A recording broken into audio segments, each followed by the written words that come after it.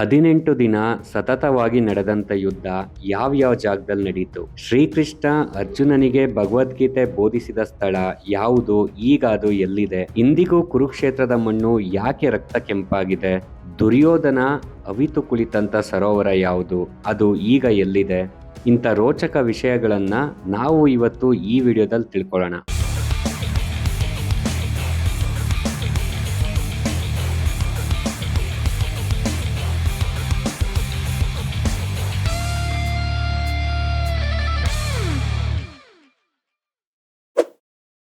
ಧರ್ಮಕ್ಷೇತ್ರೇ ಕುರುಕ್ಷೇತ್ರೆ ಸಾಮವೇತಯೂತ್ಸಂ ಮಾಮಕಂ ಪಾಂಡವೈಶ್ಯವಕಿಮಂ ಕುರ್ಮುತಂ ಸಂಜಯ. ಈ ಶ್ಲೋಕ ಕೇಳಿದ್ರೆ ನಿಮ್ಗೇನ್ ನೆನಪಾಗುತ್ತೆ? ಮಹಾಭಾರತ, ಕುರುಕ್ಷೇತ್ರ ಯುದ್ಧ ನೆನಪಾಗುತ್ತೆ ಅಲ್ವಾ? ಹೌದು, ಈ ಶ್ಲೋಕದಿಂದನೇ ಕುರುಕ್ಷೇತ್ರ ಯುದ್ಧ ಸ್ಟಾರ್ಟ್ ಆಗೋದು.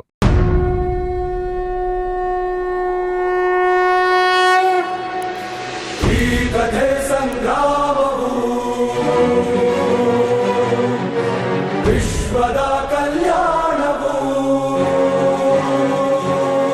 18 ದಿನ ಸತತವಾಗಿ ನಡೆದಂತ ಯುದ್ಧ ಯಾವ್ಯಾವ ಜಾಗದಲ್ಲಿ ನಡೀತು? ಶ್ರೀಕೃಷ್ಣ ಅರ್ಜುನನಿಗೆ ಭಗವದ್ಗೀತೆ ಬೋಧಿಸಿದ ಸ್ಥಳ ಯಾವುದು? ಈಗ ಅದು ಎಲ್ಲಿದೆ? ಇಂದಿಗೂ ಕುರುಕ್ಷೇತ್ರದ ಮಣ್ಣು ಯಾಕೆ ರಕ್ತ ಕೆಂಪಾಗಿದೆ? ದುರ್ಯೋಧನ ಅವಿತು ಕುಳಿತಂತ ಸರೋವರ ಯಾವುದು? ಅದು ಈಗ ಎಲ್ಲಿದೆ?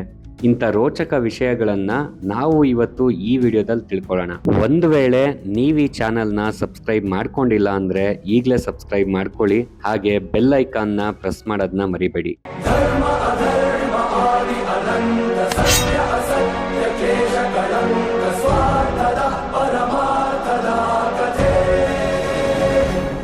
ಸ್ನೇಹಿತರೆ, ಮಹಾಭಾರತದಲ್ಲಿ ನಡೆದಂತ ಕುರುಕ್ಷೇತ್ರ ಯುದ್ಧವನ್ನು ಇತಿಹಾಸದಲ್ಲಿ ಅತಿ ದೊಡ್ಡ ಯುದ್ಧ ಅಂತ ಬಣ್ಣಿಸಿದ್ದಾರೆ. ಮಹಾಭಾರತ ಯುದ್ಧದಲ್ಲಿ ಪಾಲ್ಗೊಂಡ ಅದೆಷ್ಟೋ ವೀರ ಯೋಧರು ಯುದ್ಧ ಭೂಮಿಯಲ್ಲಿ ತಮ್ಮ ಪ್ರಾಣವನ್ನೇ ಕಳ್ಕೊಂಡಿದ್ದಾರೆ. ಈ ಯುದ್ಧವು ಕುರುಕ್ಷೇತ್ರದ ಭೂಮಿಯನ್ನು ರಕ್ತಸಿಕ್ತಗೊಳಿಸಿತ್ತು.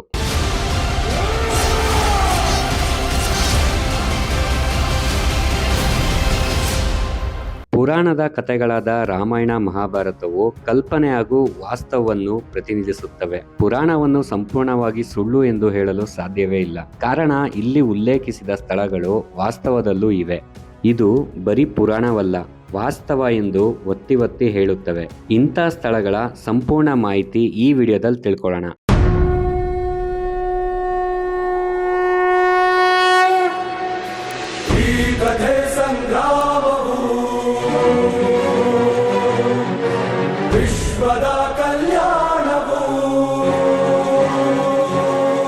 ಸುಮಾರು 5500 ವರ್ಷಗಳ ಹಿಂದೆ ಕೌರವರು ಹಾಗೂ ಪಾಂಡವರು ಈ ಯುದ್ಧ ಭೂಮಿಯಲ್ಲಿ ಮುಖಾಮುಖಿಯಾಗಿದ್ದರು. ಎಷ್ಟೋ ಸೈನಿಕರು ಈ ಯುದ್ಧದಲ್ಲಿ ಸಾವನ್ನಪ್ಪಿದ್ದರು. ಇಂದಿಗೂ ಇಲ್ಲಿನ ಮಣ್ಣು ಈ ಕಾರಣಕ್ಕೆ ಕೆಂಪಾಗಿದೆ. ಈ ಸಮಯದಲ್ಲಿ ಕುರುಕ್ಷೇತ್ರದ ವಿಸ್ತರಣೆ 48 ಕ್ರೋರ್ಸ್ ಎನ್ನುವ ನಂಬಿಕೆ ಇದೆ. ಇಂದು ಈ ಸ್ಥಳದ ಉತ್ತರ ಭಾರತದ ಹರಿಯಾಣದ ಕೆಲವು ಭಾಗಗಳಿಗೆ ಮತ್ತು ಪಶ್ಚಿಮ ಉತ್ತರ ಪ್ರದೇಶದ ಕೆಲವು ಜಿಲ್ಲೆಗಳಿಗೆ ವಿಸ್ತರಿಸಿದೆ. ಕಾಲಕಾಲಕ್ಕೆ ಭೂಮಿಯನ್ನು ಅಗೆಯುವ ಮೂಲಕ ಯುದ್ಧ ಪುರಾವೆಗಳು ಇಂದಿಗೂ ಕೂಡ ಹೊರಗೆ ಬರುತ್ತಿವೆ. ಇಂದಿಗೂ ಇಲ್ಲಿ ಭೂಮಿಯನ್ನು ಅಗೆದಾಗ ಅದರ ಬಣ್ಣ ಕೆಂಪಾಗಿದೆ. ಹಾಯ್, ಹಲೋ, ನಮಸ್ಕಾರ. ಎಲ್ಲರೂ ಹೇಗಿದ್ದೀರಾ?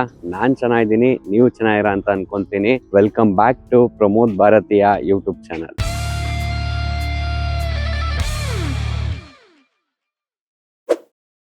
ಇವತ್ತು ನಾನು ನಾರ್ತ್ ಇಂಡಿಯಾದ ಹರಿಯಾಣ ಸ್ಟೇಟಲ್ಲಿರುವಂತಹ ಕುರುಕ್ಷೇತ್ರ ಡಿಸ್ಟಿಕಲ್ಲಿ ಇದ್ದೀನಿ. ಹರಿಯಾಣಕ್ಕೆ ಒಂದು ಶೂಟ್ಗೆ ಅಂತ ಬಂದಿದೆ. ನಾವಿವತ್ತು ಸಂಜೆ ಬ್ಯಾಂಗ್ಳೂರ್ಗೆ ಹೋಗೋಕೆ ನೈಟ್ 7 o'clock ಫ್ಲೈಟ್ ಇದೆ. ಬಟ್ ಸಂಜೆವರೆಗೂ ಯಾಕೆ ಸುಮ್ಮನೆ ಕುತ್ಕೊಳ್ಳೋದು, ಹಾಗೆ ಒಂದು ಬೀಟ್ ಹಾಕೊಂಬರೋಣ ಅಂತ ನಾನು ಮತ್ತು ನಮ್ಮ ಡೈರೆಕ್ಟ್ರು ಅಕ್ಷಯ್ ಅವರು ಹಾಗೆ ನಮ್ಮ ಬ್ರೋ ಕೇತನ್ ಅವರು ಆಚೆ ಬಂದ್ವಿ. ಎಲ್ಲಿ ಹೋಗೋದು ಅಂತ ಯೋಚನೆ ಮಾಡುವಾಗ ನಮಗೆ ಸಿಕ್ಕಿದ್ದೆ ಈ ಕುರುಕ್ಷೇತ್ರ ಪ್ಲೇಸು. ಇದು ನಾವು ಸ್ಟೇ ಆಗಿದ್ದ ರೂಮಿಂದ ಸ್ವಲ್ಪ ಹತ್ರದಲ್ಲೇ ಇತ್ತು. ಸೊ ಹಾಗಾಗಿ ಈಗ ನಾವು ಕುರುಕ್ಷೇತ್ರ ಸಿಟಿಗೆ ಜಸ್ಟ್ ಎಂಟ್ರಿ ಆಗಿದ್ದೀವಿ. ನೀವೆಲ್ಲ ಮಹಾಭಾರತದಲ್ಲಿ ನಡೆದಂತ ಕುರುಕ್ಷೇತ್ರ ಯುದ್ಧನ ನಾಟಕದಲ್ಲಿ ನೋಡಿರ್ತೀರಾ, ಟಿವಿನಲ್ಲಿ ನೋಡಿರ್ತೀರಾ, ಬುಕ್ಕಲ್ಲಿ ಓದಿರ್ತೀರಾ. ಆದ್ರೆ ಇವತ್ತು ನಾನಾ ಜಾಗ ಎಲ್ಲಿದೆ, ಹೇಗಿದೆ ಅಂತ ನಾನು ಅದನ್ನ ತೋರಿಸ್ತೀನಿ. ಸೊ ಈ ವಿಡಿಯೋ ತುಂಬಾ ಇಂಟ್ರೆಸ್ಟಿಂಗ್ ಆಗಿರುತ್ತೆ. ದಯವಿಟ್ಟು ವಿಡಿಯೋನ ಸ್ಕಿಪ್ ಮಾಡದೆ ಪೂರ್ತಿ ನೋಡಿ. ಹಾಗೆ ಯಾರೆಲ್ಲ ನನ್ನ ಚಾನೆಲ್ನ ಸಬ್ಸ್ಕ್ರೈಬ್ ಮಾಡ್ಕೊಂಡಿಲ್ವೋ ಅವರೆಲ್ಲ ದಯವಿಟ್ಟು ಸಬ್ಸ್ಕ್ರೈಬ್ ಮಾಡ್ಕೊಳ್ಳಿ ಅಂತ ಕೇಳ್ಕೊಂತ ಬನ್ನಿ ಇವತ್ತಿನ ವಿಡಿಯೋನ ಸ್ಟಾರ್ಟ್ ಮಾಡೋಣ. ಇಲ್ಲಿ ನಾವು ನೋಡೋ ಅಂಥದ್ದು, ತಿಳ್ಕೊಳ್ಳೋ ಅಂಥದ್ದು ತುಂಬಾನೇ ಇದೆ. ಬರೋದೇನೋ ಬಂದ್ಬಿಟ್ವಿ, ಬಟ್ ಒಳಗಡೆ ಎಲ್ಲೆಲ್ಲಿ ಹೋಗ್ಬೇಕು ಅಂತ ಗೊತ್ತಾಗ್ಲಿಲ್ಲ. ದಾರಿ ಸರಿಯಾಗಿ ಗೊತ್ತಾಗದೆ ನಿಂತಿದ್ದ ನಮ್ಗೆ ಅರ್ಜುನನ್ಗೆ ಶ್ರೀಕೃಷ್ಣ ಸಾರಥಿಯಾಗಿ ಹೇಗ್ ಬಂದೋ ಹಾಗೆ ನಮ್ಗೆ ಸಾರಥಿಯಾಗಿ ಬಂದಿದ್ದು ಈ ಅಂಕಲ್. पांडव मंदिर ये म्यूजियम है, 10 o'clock ओपन हो जाता है। इसमें टिकट भी पूरा 30 टिकट है। अगर जाना चाहते हो सारा गाड़ी आपका हर जगह जाएगा, इसके लिए झूठ बोलेंगे, हर जगह पार्किंग लगाओगे, किसी को गाइड को ले जाओगे क्या किसी भिखारी को ले जाओ 200-300 बोलेगा, 200-300-400 का तेल भी चलाओगे, पानी से तो चलेगा नहीं। ऑटो से कहो तो सारा घुमा दूंगा, कोई पार्किंग नहीं लगेगा, कोई गाइड का पैसा नहीं लगेगा, कोई गाड़ी में इससे ज़्यादा खर्च नहीं। जब रियल देख लेंगे तो म्यूजियम देखने का जरूरत नहीं है। अच्छा म्यूजियम बना है, ये हैंडमेड है, वो रियल है। रियल तो रियल ही होता है, रियल सुंदर नहीं होता पर हिस्टोरिकल होता है। वो माइंड गीता चैप्टर 18 छोरी सोल्जर हिंदूज पुराण 18 तो 11 छोरी कौरव 7 छोरी पांडव दोनों सेनाओं का सेंटर था। भगवान ने जब सेंटर में जाकर स्टे किया तो अर्जुन बोला मैं झगड़ा नहीं करूँगा, तो भगवान श्री कृष्ण जी ने गीता सुनाया। गीता सुनने के बाद भी अर्जुन एग्री नहीं हुआ, तो लास्ट स्टेज लॉर्ड कृष्ण ने अपना रियल फेस दिखाया। जिस ट्री के नीचे दिखाया गया वो ट्री टूटे 5151 हाँ इसलिए बताया। अब बोलो एक जगह जाना है या कंप्लीट देखना? कंप्लीट देखेंगे। कंप्लीट का हम 150 जाना 150 आना 300 रुपीज पर मेंबर देते। ಕುರುಕ್ಷೇತ್ರದಲ್ಲಿ ಇಂಪಾರ್ಟೆಂಟ್ ಪ್ಲೇಸ್ನ ತೋರಿಸಿ ಗೈಡ್ ಕೂಡ ಮಾಡ್ತೀನಿ, ಒಬ್ರಿಗೆ 300 ರುಪೀಸ್ ಅಂತ ಹೇಳಿ ನಮ್ಮನ್ನ ಅವ್ರ ರಥದಲ್ಲಿ ಕೂರಿಸ್ಕೊಂಡು ಹೊರಟ್ರು. ಅಂಕಲ್ ನಮ್ಮನ್ನ ಮೊದಲು ಕರ್ಕೊಂಡು ಬಂದಿದ್ದು ಈ ಭದ್ರಕಾಳಿ ಟೆಂಪಲ್ಗೆ. ಇದು 51 ಶಕ್ತಿ ಪೀಠಗಳಲ್ಲಿ ಒಂದು. ಶಕ್ತಿ ಪೀಠಗಳು ಅಂದ್ರೆ ನಿಮ್ಗೆಲ್ಲ ಗೊತ್ತೇ ಇರುತ್ತೆ. ಸತಿ ದಾಕ್ಷಾಯಿಣಿಯ ದೇಹದ ವಿವಿಧ ಭಾಗಗಳು ಬಿದ್ದಿರೋಂಥ ಜಾಗಗಳನ್ನ ಶಕ್ತಿ ಪೀಠ ಅಂತ ಕರೀತಾರೆ. ಇಲ್ಲಿ ಸತಿ ದಾಕ್ಷಾಯಿಣಿಯ ಎಡಗಾಲಿನ ಒಂದು ಭಾಗ ಬಿದ್ದಂತ ಜಾಗ. ಹರಿಯಾಣದಲ್ಲಿ ಇರುವಂತಹ ಒಂದೇ ಒಂದು ಶಕ್ತಿ ಪೀಠ ಇದು. ಇದೇ ಶಕ್ತಿ ಪೀಠದಲ್ಲಿ ಕೃಷ್ಣ ಹಾಗೂ ಬಲರಾಮರ ಉಪನಯನ ನಡೆದಿದ್ದು ಅಂತಾನೂ ಹೇಳ್ತಾರೆ. ಇಲ್ಲಿನ ವಿಶೇಷ ಏನಂದ್ರೆ ಇಲ್ಲಿ ದೇವರಿಗೆ ಆನೆ ಕುದುರೆಗಳನ್ನ ಹರಕೆ ಮುಖಾಂತರ ಕೊಡೋದು. ನೀವು ನೋಡ್ತಿರ್ಬೋದು ಇಲ್ಲಿ ಸುಮಾರು ಜನ ಆನೆ ಕುದುರೆಗಳನ್ನ ಹರಕೆ ಮಾಡಿಕೊಂಡು ಕೊಡ್ತಿದ್ದಾರೆ.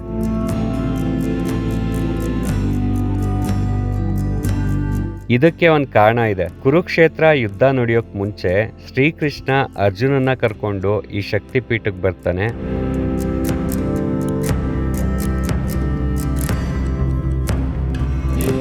ಮಹಾಭಾರತ ಯುದ್ಧ ನಡೆಯೋಕ್ಕಿಂತ ಮುಂಚೆ ಪಾಂಡವರು ಈ ಕಾಳಿ ದೇವಸ್ಥಾನಕ್ಕೆ ಬಂದು ನಮ್ಮನ್ನ ಯುದ್ಧದಲ್ಲಿ ಗೆಲ್ಸು ಅಂತ ಕೇಳ್ಕೊತಾರೆ. ಯುದ್ಧದಲ್ಲಿ ಗೆಲ್ಸ್ತಂತ ಕಾಳಿದೇವಿಗೆ ಯುದ್ಧ ಮುಗಿದ ನಂತರ ಪಾಂಡವರು ಬಂದು ತಮ್ಮ ಹತ್ರ ಇದ್ದಂಥ ಕುದುರೆ ರಥ ಆನೆಗಳನ್ನ ದಾನವಾಗಿ ಕೊಡ್ತಾರೆ. ಹಾಗೆ ಯುದ್ಧ ಗೆದ್ದ ಮೇಲೆ ಇಲ್ಲಿ ಬಂದು ಹರಕೆ ಸಹ ತೀರಿಸ್ತಾರೆ. ಆನೆ ಕುದುರೆಗಳನ್ನ ಹರಕೆಯಾಗಿ ಕೊಡೋ ಅಂಥ ಪದ್ಧತಿ ಈಗಲೂ ಇಲ್ಲಿ ನಡ್ಕೊಂಡು ಬಂದಿದೆ.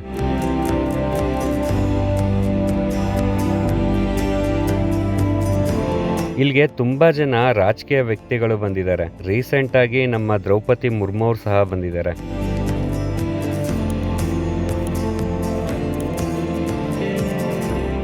ಇಲ್ಲಿ ದೇವ್ರನ್ನ ಪೂರ್ತಿ ವಿಡಿಯೋ ಮಾಡಕ್ ಬಿಡ್ಲಿಲ್ಲ, ಸ್ವಲ್ಪ ಶೂಟ್ ಮಾಡಿದ್ದೀನಿ, ಫ್ರೀಸ್ ಮಾಡಿ ತೋರಿಸ್ತೀನಿ, ನೋಡ್ಕೊಂಡು ಕೈ ಮುಕ್ಕೊಳ್ಳಿ. ಟೆಂಪಲ್ ತುಂಬಾನೇ ಚೆನ್ನಾಗಿದೆ, ದೇವ್ರಿಗೆ ತುಂಬಾನೇ ಚೆನ್ನಾಗಿ ಅಲಂಕಾರ ಮಾಡಿದ್ದಾರೆ. ಇದ್ರ ಸುತ್ತ ಇನ್ನೂ ಒಂದಷ್ಟು ದೇವಸ್ಥಾನಗಳಿದೆ. ಇವತ್ತು ತುಂಬಾ ಜನ ಇದ್ದಾರೆ. ಹಾಗೆ ಆಚೆ ಬಂದ್ರೆ ಎದುರುಗಡೆ ಒಂದು ಶನಿಮಾತ್ಮ ದೇವಸ್ಥಾನ ಇದೆ. ಒಂದು ಪ್ಲಾನೆಟ್ನೇ ಇಲ್ಲಿ ಇಟ್ಬಿಟ್ಟಿದ್ದಾರೆ ನೋಡಿ. ಚೆನ್ನಾಗಿದೆ ಅಲ್ವಾ? ನಾನು ಇದೇ ಫಸ್ಟ್ ಟೈಮ್ ಈ ತರ ನೋಡ್ತಿರೋದು.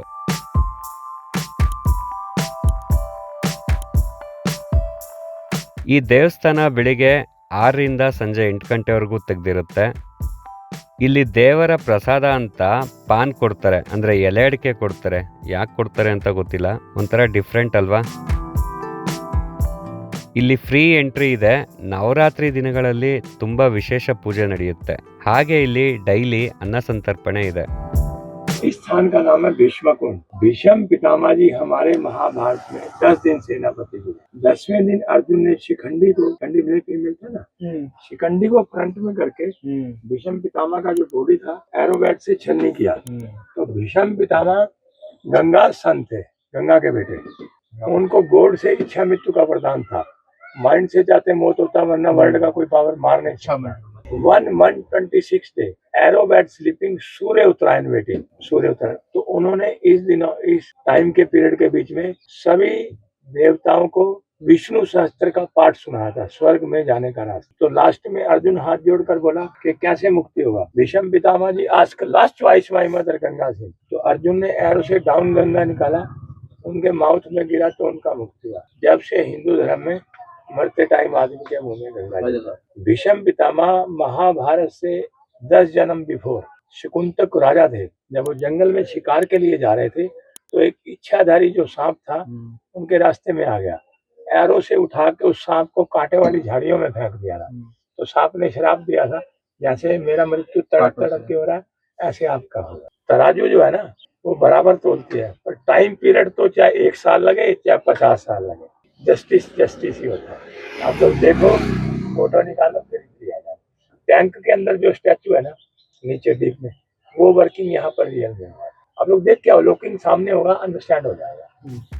ನೀವು ಇಲ್ಲಿಗೆ ಬಂದರೆ ಉಳ್ಕೊಳ್ಳೋಕ್ಕೆ ಧರ್ಮಶಾಲೆಗಳು ತುಂಬಾ ಇದೆ. ಇದು ರೈಲ್ವೆ ಸ್ಟೇಷನಿಂದ ಜಸ್ಟ್ 2 ಕಿಲೋಮೀಟರ್ಸ್ ಇದೆ. ಈ ದೇವಸ್ಥಾನ ನೋಡಿಕೊಂಡು ನಾವು ಹೊರಟಿದ್ದು ಸ್ಥಾನೇಶ್ವರ ಮಹಾದೇವ ಟೆಂಪಲ್ಗೆ.